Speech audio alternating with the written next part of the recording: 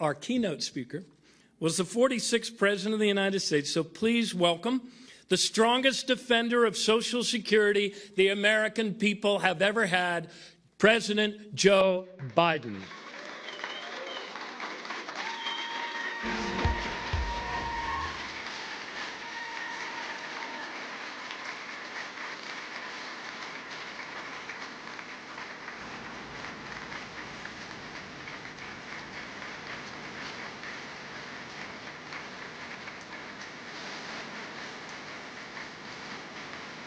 Thank you, thank you, thank you.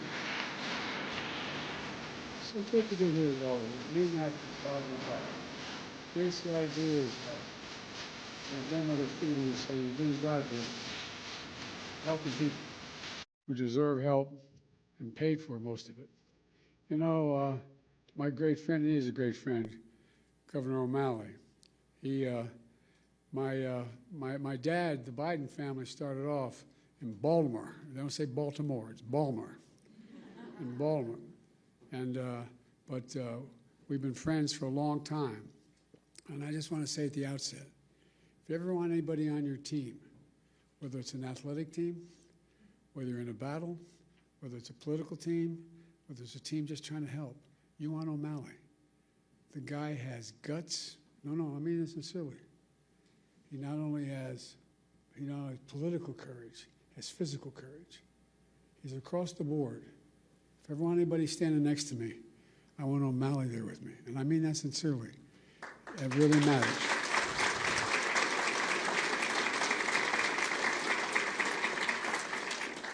You know, I always kid Maryland because Delaware, the second smallest state, we share the eastern shore of Maryland with Maryland. But we're close friends.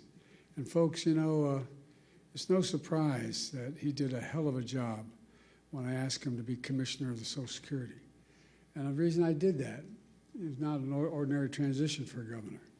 But I knew, I mean this from the bottom of my heart, I knew we needed someone with some guts, some toughness, who'd fight for every single penny that it needed, that would try to restore the integrity of the system.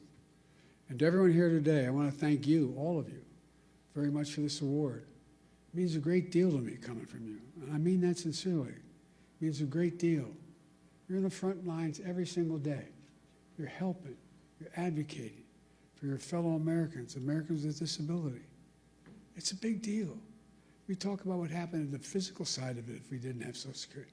Think of what the psychic calm gives so many people who just don't know where to go, don't know how to traverse what needs to be done, or alone. Last fall, on the White House lawn, we celebrated the anniversary of the Americans with Disabilities Act. As a United States Senator 400 years ago, I was looking back on it. God almighty, I've been doing this 50 years. It's hell turning 40 years old, anyway. But back in the year 1990, I was the co-sponsor of the Americans with Disabilities Act as a United States Senator. In my view, and I suspect many of you, it was one of the most consequential civil rights laws in American history. That's what got me involved in politics in the first place. Delaware, like Maryland, was one of those states, it was a slave state. We had all the vestiges of what was going on back in the day. We were one of those states that still, I remember moving from Scranton, Pennsylvania down to Wilmington, Delaware, and Cole died. My dad moved back to where we could get a job. And I remember I pulled into, my mom would drive us on the Philadelphia Pike connecting Wilmington and Philadelphia. And we lived in an apartment complex.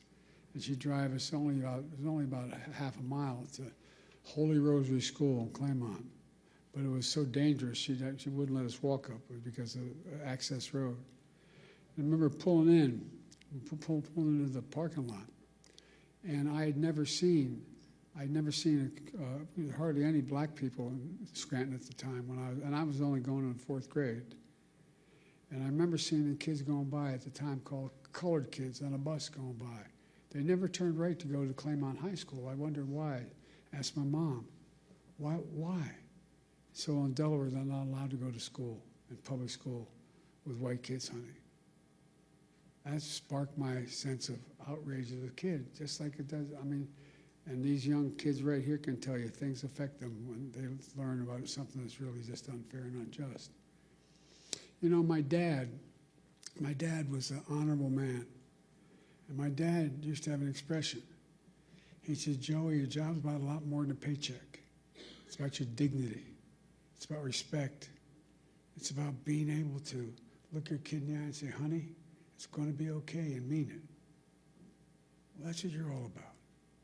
That's what the legislation is about. It's about dignity. Simple dignity. Everyone deserves to be treated with dignity, regardless of their standing, regardless of their economic situation, regardless of who they are. Making sure that more than 60 million Americans who are living with disabilities are treated with dignity is who we are as Americans. That's what it's about. I mean it. Dignity at work, at school, in their communities. In every corner of American life, laws like the ADA need advocates like you. You're the ones that keep it going, God love you. You fight like hell every single day to make sure the law is respected and your clients' rights are protected. So from the bottom of my heart, I mean this. I give you my word as a Biden. From the bottom of my heart, I say thank you. Thank you for what you're doing. Thank you for your commitment to the dignity of all Americans. Because that's what ultimately this is about. Folks, today I want to talk to you about an issue that's front and center right now for millions of Americans, Social Security. You know, some of you may know the Democrats have declared today the Save Social Security National Action Day, National Day of Action, I should say. We know just how much Social Security matters to people's lives. Everyone in this room fights for people with disabilities who rely on Social Security to survive. To survive. Not just the physical side, it's the mental side. It's the mental side. You make sure folks get the benefits they earn after a lifetime of hard work. The work they do is more than just a profession, what you do. It's a calling. It's not just a profession. And Social Security is more than a government program. It's a sacred promise. We made it a sacred promise. 73 million Americans receive Social Security. From their first paycheck through their entire life, they pay into Social Security. And in return, they count on Social Security to be for them when they're going to need it.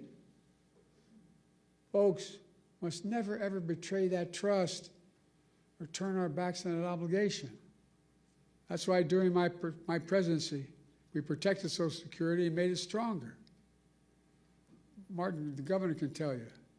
We came into office, Social Security Administration had its lowest staffing, she referenced it, lowest staffing levels in 50 years. And demand was going through the roof because of my generation and the baby boom generation, reaching the retirement age. So the demands on Social Security increased significantly. Our administration secured nearly $2 billion to reduce the backlogs and improve customer service. We slashed wait times for folks in need who are calling the 1-800 number. We got it down to under 13 minutes. It used to be 3 times that long when we took office. We made it easier for people to get help with their claims online. Reduced how long it takes to review a case. We fixed the appeal system to make it uniform in all 50 states, which made a difference. We strengthened the anti-fraud measures to protect people's identities and to make sure benefits are going to people who actually they belong to. By the way, those 300-year-old people getting that Social Security, I want to meet them because I like to figure out how they live out. Hell of a thing, man. I'm looking for longevity because it's hell when you turn 40 years old. But as a result, by the time we left office, we had improved every single line of customer service, from applying for disability to filing an appeal to reporting fraud. It all became more efficient and more effective. And I'll bet it made your jobs easier, too, in the process. Now, these achievements may not sound so glamorous to most people, but you know, they're absolutely essential.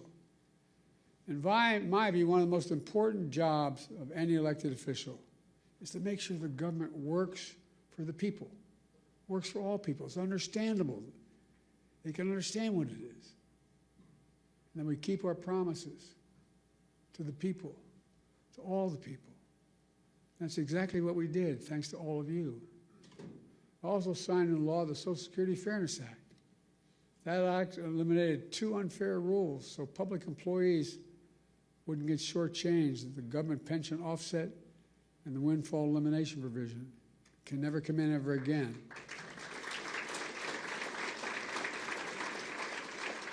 But as a result, more than 2 million people are now finally receiving the full benefits they earned. And remember, we also faced a constant threat by some members, Republican members of the Congress, to cut and gut Social Security, period. Cut and gut it, period.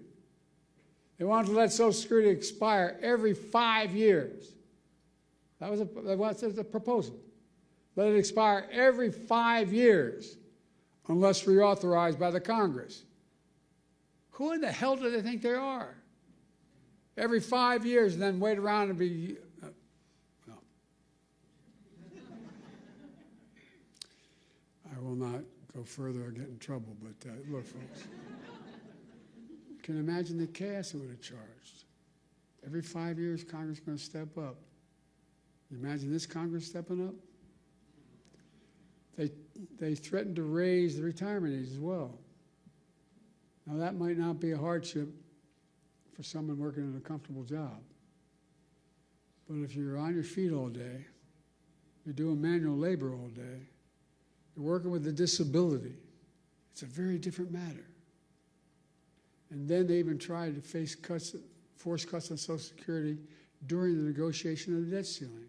These are wonderful guys.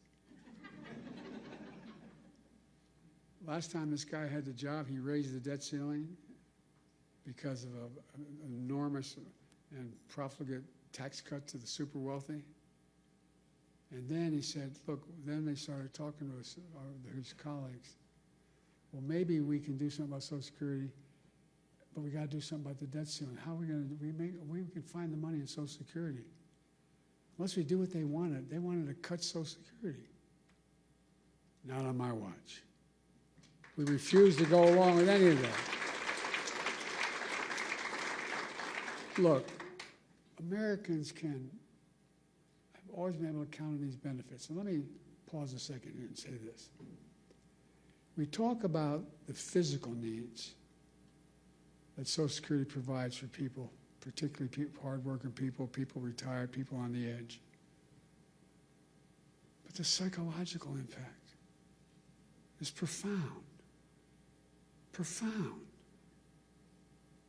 You're a man or a woman, you're 70s, 80 years old, you're not in good shape, you have a disability, and you hear the check may not come.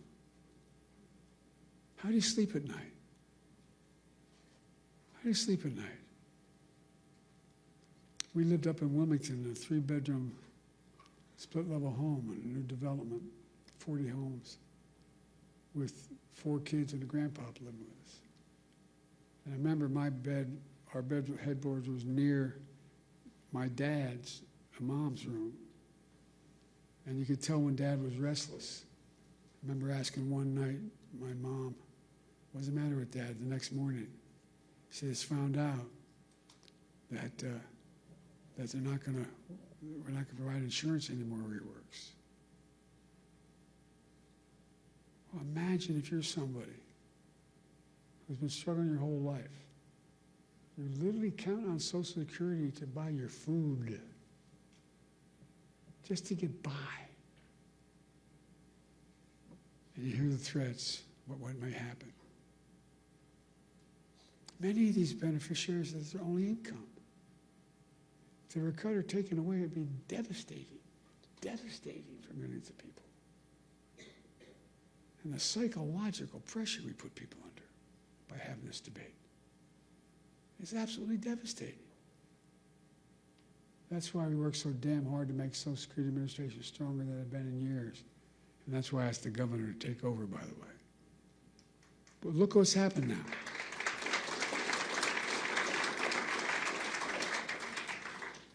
Fewer than 100 days, this new administration has made done so much damage and so much destruction. It's kind of breathtaking it could happen that soon. They've taken a hatchet to the Social Security Administration, pushing an additional 7,000 employees, 7,000 out the door in that time, including the most seasoned career officials. Now they're getting ready to push thousands more out the door.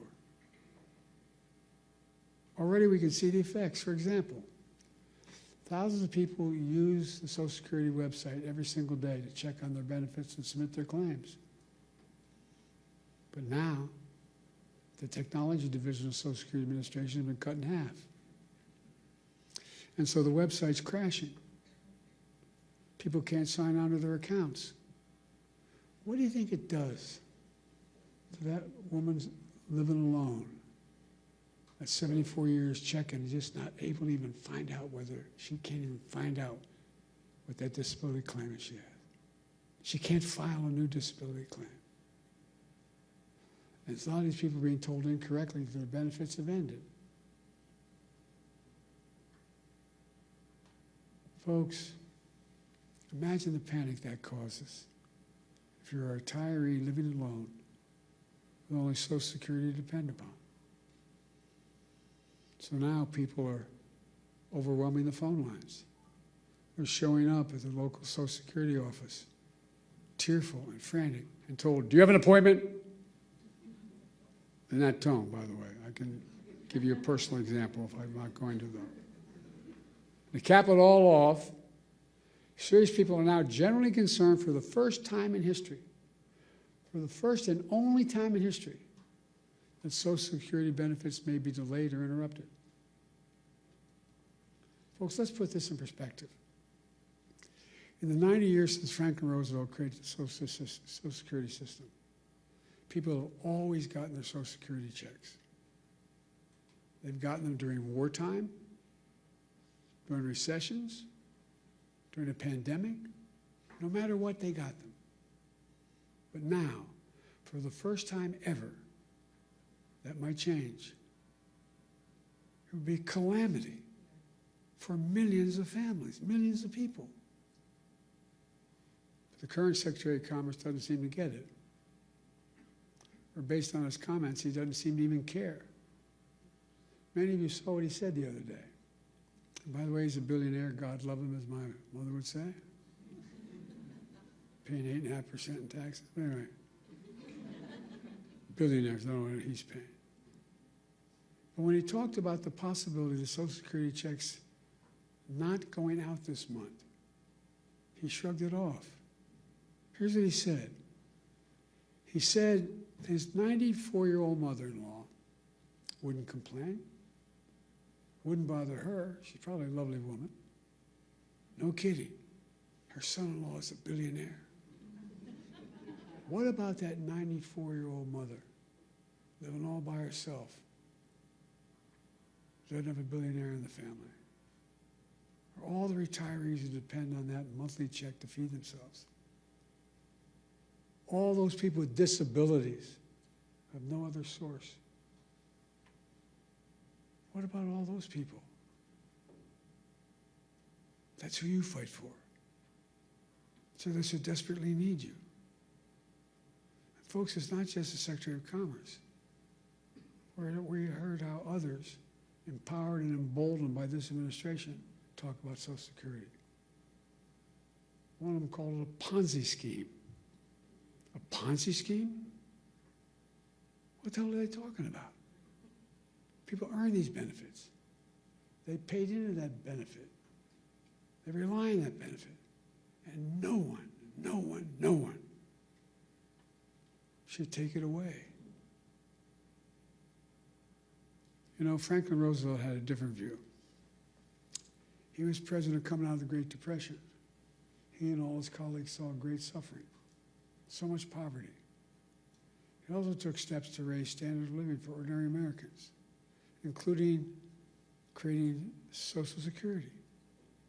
He himself was from a very wealthy family. He didn't need Social Security, but understood how much it would mean to millions of Americans. He knew it would make America stronger in the process, and it has. It makes our economy stronger. It makes the community stronger. It makes families stronger. It gives peace of mind. That's why the vast majority of Americans, including many wealthy Americans, still support, thank God, Social Security. And very wealthy billionaires still support Social Security. They may not rely on themselves, but they know Social Security deserves to be protected for the good of the nation as a whole. You got to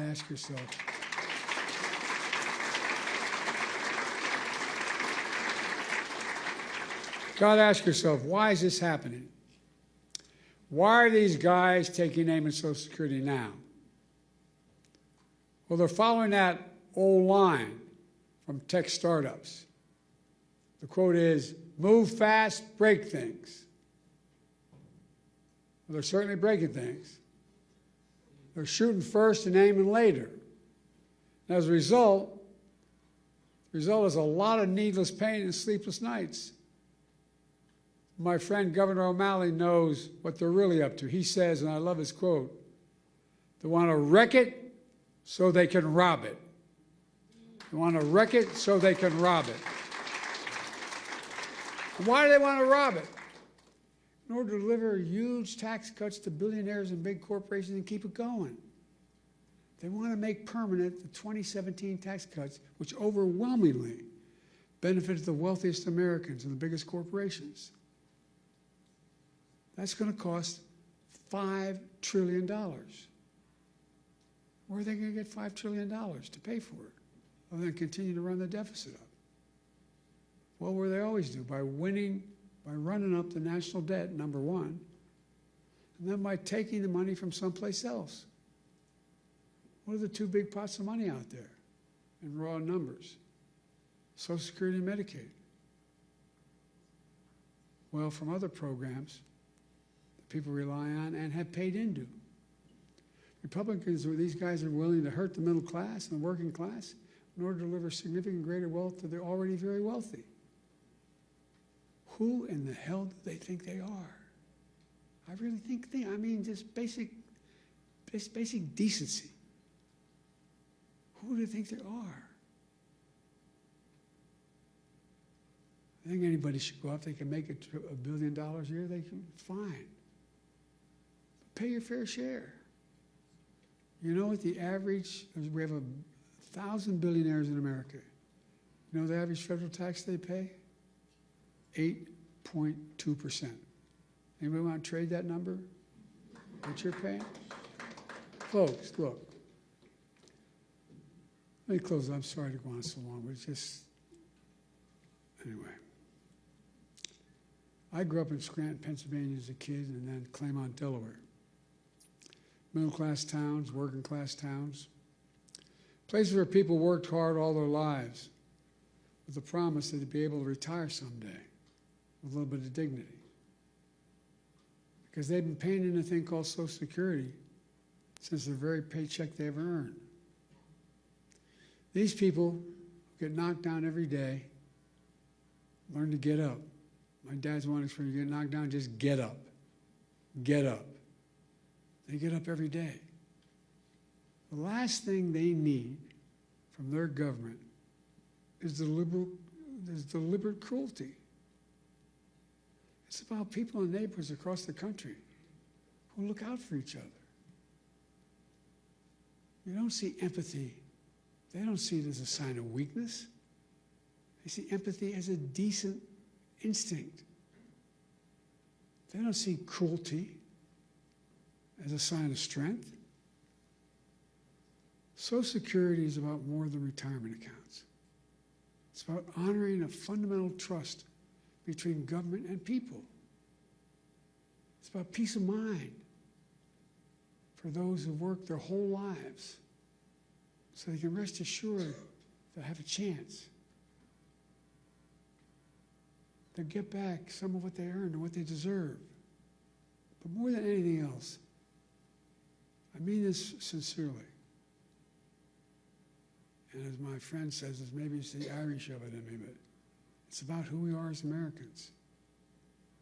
Who are we? What makes us distinct from the rest of the world? It comes down to basic, in my view, fundamental American values.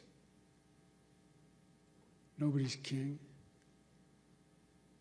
Nobody's the boss. Everybody has a shot. All people are asking for is a shot. Honesty, decency. Where hard work is rewarded.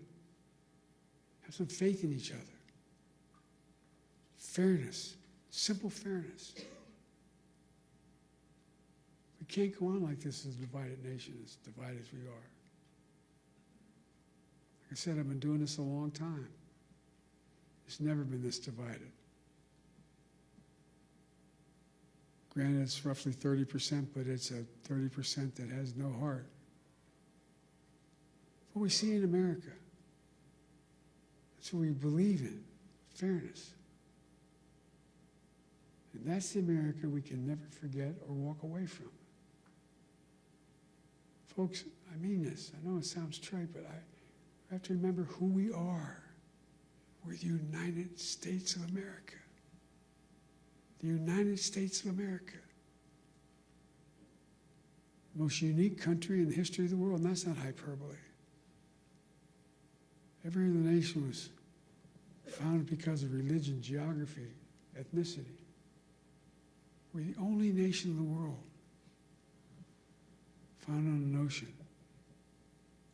We hold these truths to be self-evident, that all men and women are created equal, endowed by their Creator. That's the one thing united us, an idea. Every other nation was because of a purpose. It's an idea. And how can we fulfill the outcome, the meaning of that idea? We walk away from just basic fundamental decency. Folks, sorry to go on so long, but I feel deeply about this. You know, you've heard me say it before, and I'll say it again. There's nothing beyond the capacity of America to do when we do it together. Let's do it together. God bless you all, and may God protect our troops. Thank you for what you do. And thank you for this wonderful award. Thank you.